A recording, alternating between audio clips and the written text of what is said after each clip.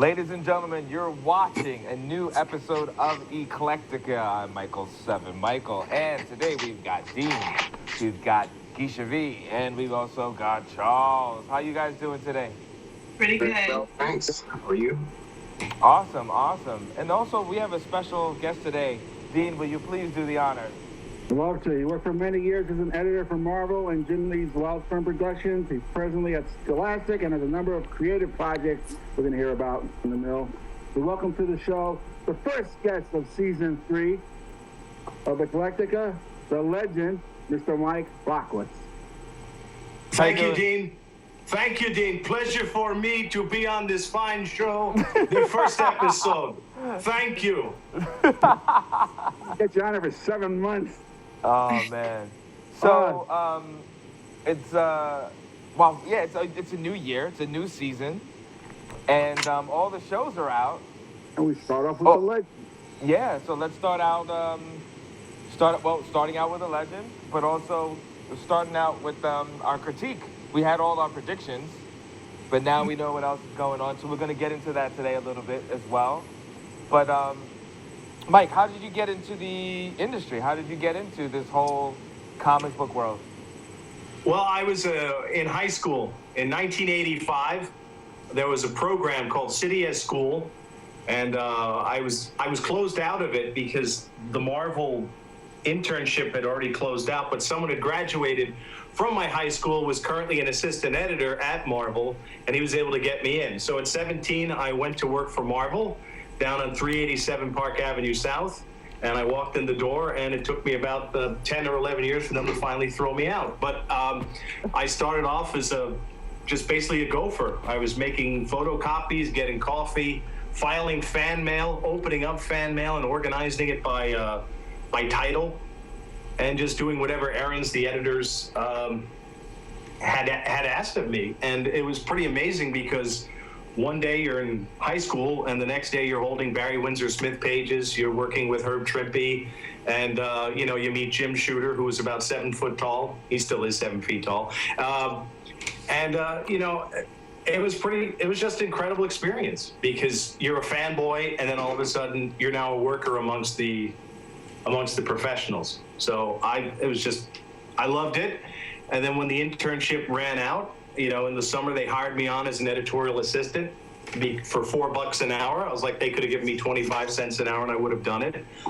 And I then went to the School of Visual Arts while I was still working there as an editorial assistant. And by the time my second year of college came around in 1987, I was closed out of all the classes I wanted because I wanted to take Harvey Kurtzman's cartooning class and a few other cartooning classes. And hold on, before I forget, I just want to say that everyone that's watching the show, the head that looks like Yoda, that's him. It's just he doesn't have his camera on. So I want you to know we are live, and we do have him on the show. In case anyone's looking for me, I don't want to be able to find me. They can find me on Facebook if they really want to. What I tried to. Well, I worked on. I first started out on the New Universe titles. There's crickets because probably no one remembers them. But yeah, I worked on all of those. Nothing like working on Kick. These New Universe titles? And what's that? I got a New Universe title right here. Yeah, I worked on that later on. I worked on I worked on Night Mask with Archie Goodwin, Jim Shooter, and Starbrand.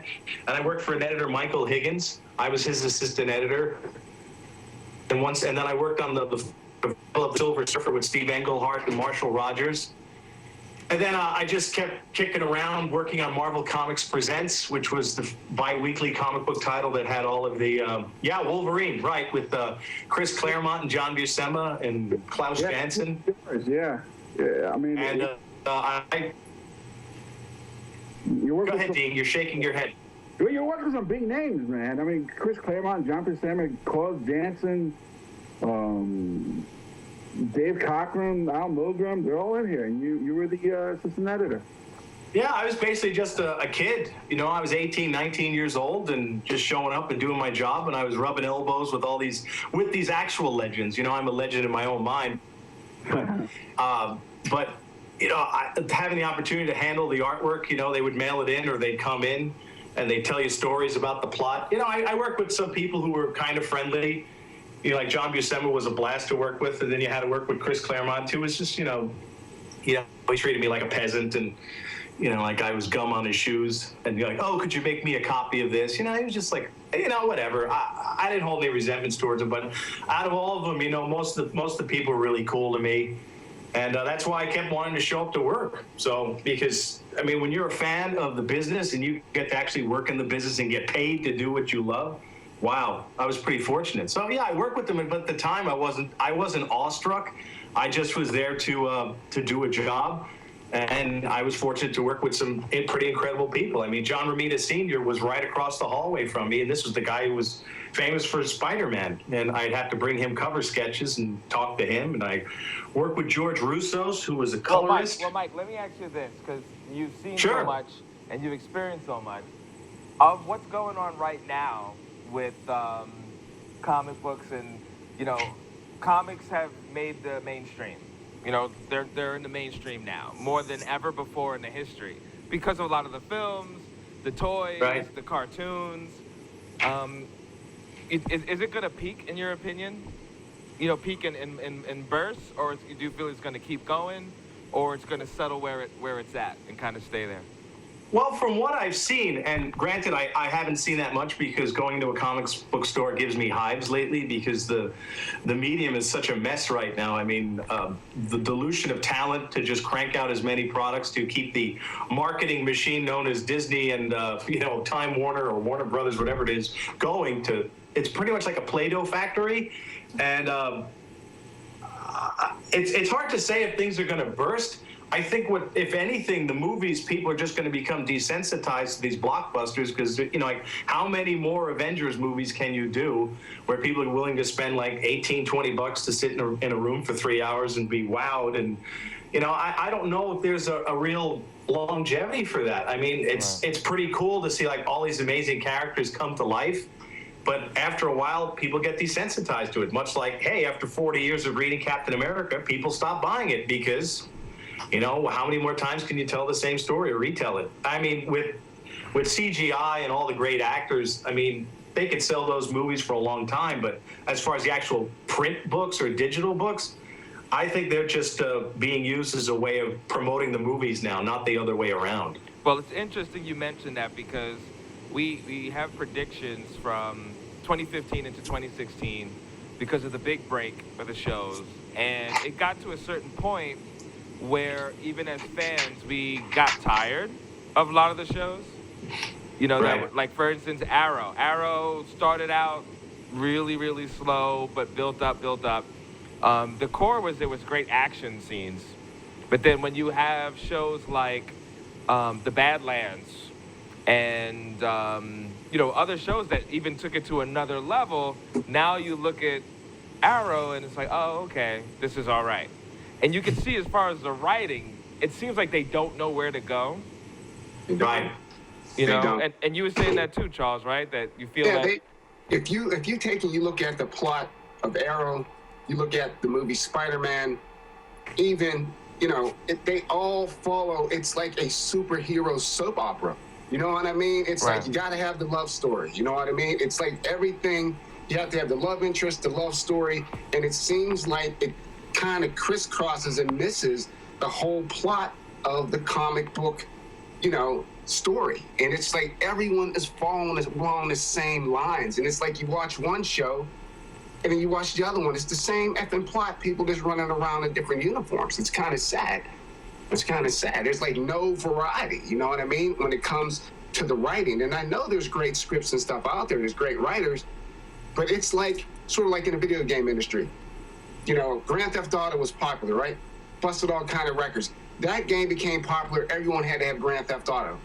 When Halo became popular, everyone had to have a game like Halo, and instead of saying, hey, this is what we're good at, this is what we're going to make. We're not going to worry about anybody else. We're going to stick in our own genre, and we're going to make a great game. Same thing's going wrong with the comic books. If you look at when the comic book industry collapsed, what happened? People were just dumping any kind. And Rockwitz, you can speak for that on this one because you were right in the midst of it. They were just putting out anything and everything to help collapse the market. It didn't matter if it was good or bad. They were just dumping anything on people just to try to make a buck. You Right. know, and Which collapse are you talking about? There's been many of them, so yeah, when Marvel went down that first time, really bad. Oh yeah, in the 90s, yeah. They were just dumping titles out, and it Yeah. wasn't about the quality, it was about the quantity. And I think that's what's going to happen with these movies. They're just going to keep pumping them out, and then eventually, man, it's going to collapse. It's going to collapse it. That's what I think, anyway. They're already, I mean, in my point of view, collapsing. I mean, they're stealing from each other. Basically, every movie, the hero's stopping a bomb. Ant-Man was just a mix of Iron Man with Captain America in terms of plot and storyline. And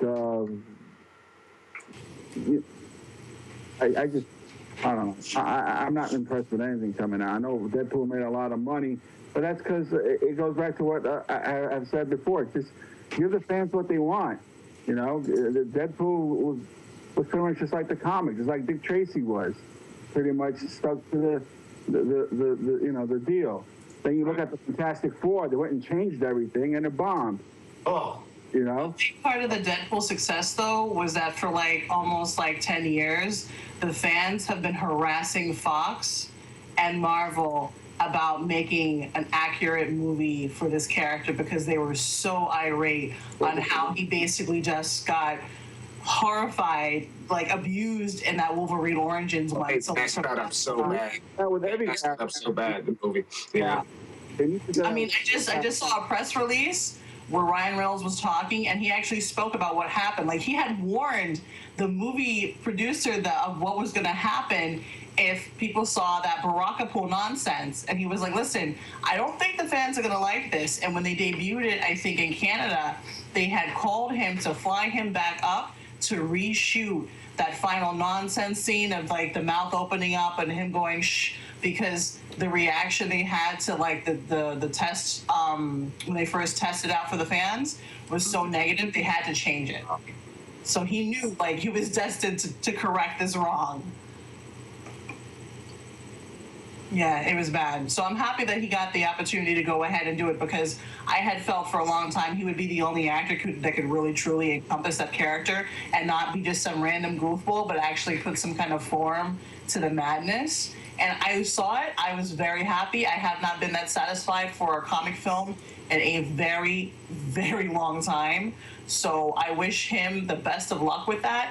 And as long as they don't fall into the whole marketing toy scheme that Disney does with everything they touch, they should be okay. Because that's another big part I think we're missing out on. Now that Disney has their hands on Marvel, everything's about toys. They don't really care. It went the way of Jar Jar Binks in Star Wars. Everything was more about the outside aspects of the film